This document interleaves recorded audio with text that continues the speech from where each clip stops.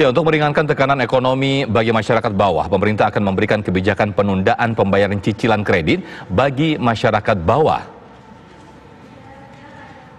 Presiden Joko Widodo mengaku meminta otoritas jasa keuangan untuk mengeluarkan aturan bagi perbankan atau lembaga keuangan non-bank untuk memberikan penundaan cicilan pinjaman hingga setahun ke depan. Penundaan pembayaran cicilan itu akan diberikan kepada UKM atau individu dengan batas maksimal pinjaman hingga 10 miliar rupiah yang usahanya terdampak wabah virus corona, termasuk para pengemudi transportasi online. Selain pembebasan pembayaran cicilan hingga 1 tahun, pemerintah juga meminta agar para kreditur, baik perbankan atau lembaga keuangan non-bank, mau menurunkan tingkat bunga kredit. Itu yang Tonda ambil gambarnya.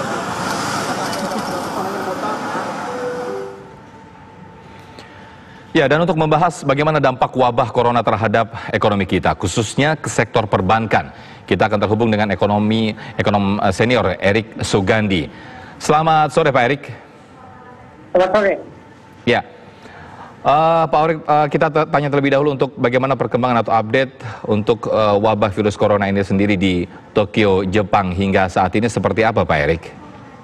Kalau di Tokyo sendiri sampai saat ini yang digunakan belum lockdown ya, jadi masih social distancing. Kemudian kira-kira sejak 2 minggu lalu itu sudah working from home ya, jadi terutama untuk karyawan-karyawan di pemerintah ya, institusi pemerintah, kemudian juga swasta juga mengikuti ya, kebanyakan sudah mulai work from home, walaupun memang tentu ada yang masih keluar ya. Kemudian kalau dilihat di Tokyo sendiri, katakanlah dibandingkan dengan bulan 2 bulan lalu, itu orang sudah banyak pakai masker ya kalau di kereta segala macam gitu.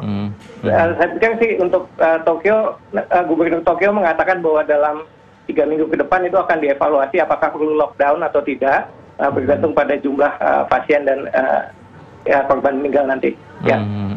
Tapi untuk sejauh ini untuk kasus di Tokyo sendiri sudah berapa Pak? Untuk yang positif COVID-19? Saya belum update lagi untuk hari ini pastinya, tapi sekitar 160 ditemukan kasus ya untuk itu. Tidak terlalu banyak ya.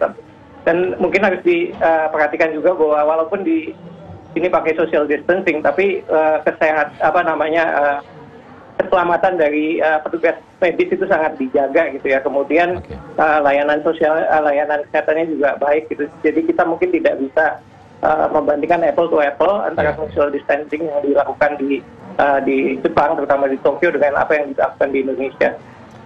Oke, kita berharap segera mereda kasus ini Pak ya di seluruh dunia.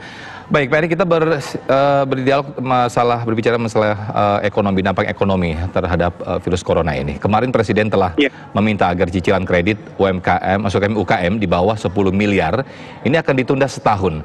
Lalu bagaimana dampaknya ke sektor perbankan, Pak Erik? Ya begini, saya sudah mengikuti ini juga dan berdiskusi dengan teman-teman di kalangan perbankan ya. Memang kita bisa mengerti bahwa tujuannya memang untuk melindungi daya beli masyarakat ya, kemudian income juga masyarakat yang menengah ke bawah, karena cicilan itu kan lumayan berat ya. Tetapi di sisi lain, kita juga harus perhatikan bahwa banyak bank yang menjadikan SME dan mikro, KM ya, dan mikro sebagai backbone dari revenue generator mereka gitu. Itu harus diperhatikan juga bahwa bank-bank ini bisa terpengaruh dampaknya. Walaupun Pak Wimbo sendiri dari OJK sudah mengatakan bahwa untuk definisi NPL segala macam nanti akan diubah, tapi kita harus juga perhatikan bahwa bagaimana kondisi bank-bank ini juga. Saya pikir sih kalau ada rencana pemerintah untuk menganjurkan supaya suku bunga kredit itu diturunkan ya untuk yang di bawah 10 miliar ya. Kalau memang pemerintah punya uang untuk menurunkan suku bunga itu, berikanlah subsidi kalau ada ya. Saya mengerti bahwa kondisi APBN ini juga sangat susah sekarang. Cuma yang harus diingat dua hal. Pertama adalah kebijakan fiskal moneter itu baru optimal kalau sumber masalahnya diatasi wabah COVID-nya sendiri gitu. Kita tahu pemerintah sudah mengeluarkan 2 paket kebijakan, kemudian BI juga, saya sudah lihat BI itu udah all out ya, dengan memangkas suku bunga, kemudian dengan ada 7 langkah kebijakan juga yang baru-baru ini dikeluarkan. Yeah. Hanya saja kalau misalnya wabah ini tidak bisa dihentikan, itu impact atau dampak dari kebijakan-kebijakan ini tidak optimal. Itu yang pertama yang harus saya garis bawah. Yang kedua adalah jangan sampai upaya untuk mengatasi krisis COVID ini atau wabah COVID ini menyebabkan krisis di tempat lain. Pertama ya, kalau kita lihat ada wacana untuk mengubah ambang batas defisit APBN ya dari 3%. Itu harus diperhatikan juga bahwa itu ada impact negatifnya juga kepada kepercayaan investor yang memegang SBN, investor asing. Yeah. Karena ketika kita dikenal cukup baik, pemerintah menjalankan kebijakan yang cukup prudent untuk menjaga defisit di bawah 3%. Tetapi ketika ini diangkat atau direvisi naik gitu ya, itu akan menyebabkan kekhawatiran para investor. Ini bisa berdampak pada meningkatkan outflows dari Indonesia gitu. Itu bisa menyebabkan krisis sudden stop. Jadi harus hati-hati sekali. Saya sih lebih prefer untuk yang APBN itu tetap dijaga, dikit di 3%. Tapi kalau defisitnya mau diperbesar ya mentokin aja ke 3%. Yang kedua yang masalah tadi yang penundaan pembayaran kredit. Ya. Itu kalau tidak hati-hati itu bisa menyebabkan banking crisis.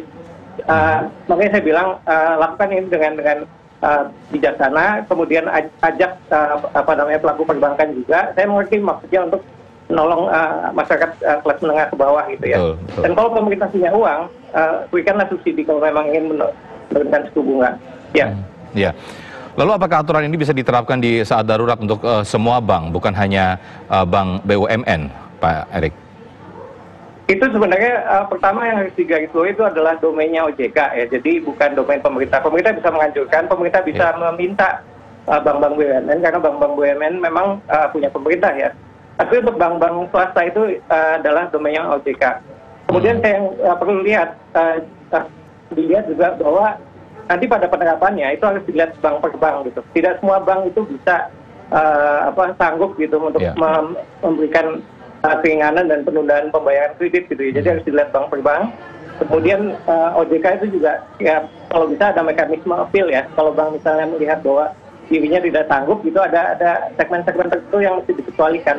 Jadi jangan sampai terjadi krisis perbankan karena kita ingin mengatasi COVID malah bikin krisis tempat baru gitu. Seandainya misalnya apabila aturan ini tidak diterapkan, Pak Erik, apa yang terjadi kira-kira? Intinya kan sebenarnya ingin daya beli masyarakat terjaga gitu ya, karena kan bagaimanapun juga pembayaran cicilan itu berat ya untuk kelas menengah ke bawah, itu kan mempengaruhi income mereka, daya beli mereka. Jadi intinya ingin menjaga momentum pertumbuhan ekonomi bisa dijaga supaya walaupun turun, walaupun pertumbuhan ekonominya melambat itu tidak terlalu drastis. Saya setuju ke sana, tetapi yang saya bilang COVID-nya dulu diatasi. Kalau COVID itu diatasi maka semua stimulus yang diberikan dari sisi fiskal maupun moneter itu dampaknya akan optimal. Gitu. Artinya ketika COVID itu menurut usulan Pak Erik sendiri, COVID dulu yang diatasi. Ini kan juga membutuhkan suntikan dana ataupun ya pemotongan-pemotongan atau pemangkasan dana yang sebenarnya juga imbasnya pada tadi itu kayak tujuannya ya untuk penundaan cicilan dan sebagainya begitu Pak Erik. Ya, apa yang harus dilakukan pertama itu adalah APBN-nya harus direvisi. Saya sudah baca bahwa pemerintah akan melakukan membuat Perpu APBNP ya. Iya. Saya setuju itu, tetapi yang saya tidak setuju itu kalau batas yang 3% dari nominal GDP untuk defisit itu dicabut ya. Saya tidak setuju di situ. Tapi kalau APBNP-nya saya setuju. Tapi yang lain yang harus diingat mungkin ada proyek-proyek seperti infrastruktur sementara ditahan dulu gitu ya. Alokasikan uangnya untuk penanganan wabah COVID, kemudian untuk memitigasi dampak ekonomi dari COVID itu. Jadi untuk prioritasi anggaran ya, apa yang harus diprioritaskan, mana yang ditunda atau dibatalkan. Oke, kira-kira skenario terburuk apa ini Pak Erik yang harus dilakukan oleh pemerintah? Untuk dalam kaitannya dengan ini, saya pikir sih untuk sementara yang untuk APBNP itu direvisi dulu, kemudian skenario terburuk itu kalau pemerintah perlu lockdown ya. Sementara kan kita belum lihat ada lockdown ya, masih social distancing. Tapi kalau misalnya social distancing ini tidak berhasil sampai triwulan kedua, ada baiknya opsi lockdown dipertimbangkan. Tentu tidak agak sulit kalau seluruh Indonesia, tapi di kota-kota yang banyak wabahnya. Kemudian juga harus diingat di bulan Mei itu ada bulan puasa dan Lebaran ya. Ya, Kita ingat meskipun waktu apa mudik yang terjadi sudah dulu ya. ditiadakan ini Pak Erik ya. Kenapa? Meskipun untuk mudik dan mungkin juga berimbas pada Lebaran juga mungkin ditiadakan juga, artinya ini juga berimbas juga begitu Pak Erik. Apa yang ditiadakan? Sorry. Untuk mudik ini juga rencananya akan ditiadakan dan juga mungkin Lebaran juga Ya, tapi tetap berimbas kan juga nanti, begitu. Mobilitas manusia kan susah dicegah juga. Memang kalau memang mau ditiadakan ya memang harus keras gitu. Dan juga memang sudah ada beberapa pemudik yang mudik duluan karena ada kekhawatiran mereka sudah pulang ketika waktu mudik. Yang saya khawatirkan itu ya, kalau COVID ini melebar ke desa-desa di luar kota, di luar daerah yang punya fasilitas kesehatan yang